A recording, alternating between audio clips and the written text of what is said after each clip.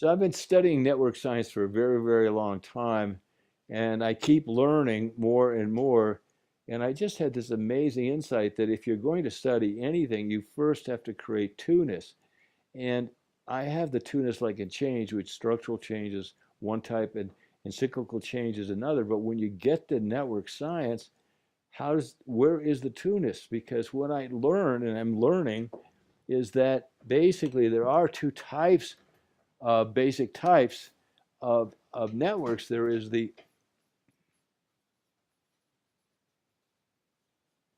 hierarchy network, and that network is very, very rigid. It's like this, and then basically the way it works is like this, and it's very rigid. And what happens is the connections that they're connected is like this, right here, and then here, and this goes like this. And so what happens is you really look at the information is goes right to the very, very top. Now this is a network. And then there's another type of network which is very, very different. And that network is not this way. It is many, many different pieces put together, and it's much more egalitarian, and it is often considered a cluster. And these people all relate to each other much more freely, and they have greater connections. And all of this is a much more uh, connected group of people. It's also much stronger. It's much more innovative. It has lots going for it. And so while this doesn't have, this is basically when you use a classic example of this right here, this would be the military where you have the commander in chief who handles it, and they pass the orders down, down, down, down like this. Now in reality, of course, even in the highest of networks, there is a cluster matter, so that when you, no matter how good you are at the top in the general, it's the guys down on the boots on the ground that have to improvise and do lots of things, and they relate to each other much like this. So these are not absolutely separate, but they are actually very, very, very important. And so how do you differentiate? So if the hierarchy is definitely one like this, then what is this? And then what I realized was that I don't have any name. There is no name when I went through the network. And so I came up with my own name, and I came up with this thing called the CoVal network. And now this is basically network of people with cooperative values where they work together. Now those people behave very differently than this. It's a top down, it's yes sir. Over here, everyone dialogues with each other. They get to interact. Now this is much, much slower, okay? But as these people connect all the way around here, you start to see this whole complexity of everything gets very, very complex. But while it's slower, it's much more creative, much more innovative. And so there are people that are not in the CoVal network, and these people you know either basically probably with first name basis, and it may well be some people that are more formal, but these people have one thing in common, and that thing is common is that they operate with the same values, same values. And what happens here then is that there are people who are also in your network that do not have the same values, but you know them by the first name or formally or informally.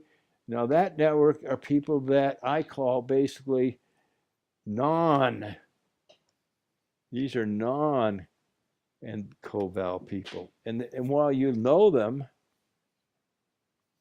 you do not want to get in business with them. You don't want to work with them because their values are not the same. And by the way, values drive everything. You can't be, I want to spell it right here. I don't think I got it right. Values. Values drive everything. So what happens then is when you are now, since we got all of these are what? Network. This is all a network. So when you're going to divide your network, you want to divide it, okay, from the place of those who play hierarchy, those are CoVal. So you're basically going to, in your own management style, when you are running your own company, there is going to be a very elegant, what I call basically dance between you as the head when you are having to make the decision and using the hierarchy approach, and that time when you are part of a network whose co-val property that you listen to, and we're basically over here where the synergy and innovation takes place is over here by far. Synergy, you can't synergize by yourself, and up here you are by yourself. So the dance is you use this for innovation, you use this for creativity, and you bring it over and make a decision on how the creativity is, and then you implement it down this way.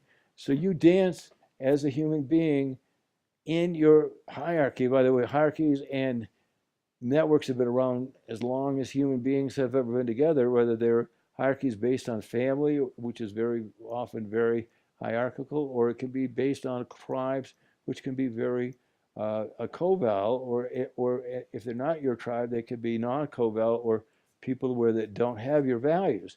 So you need to first decide, where are you playing in the dance today? What music are you listening to? Are you listening to your coval network to get your innovation and get your synergy and understand what is going on?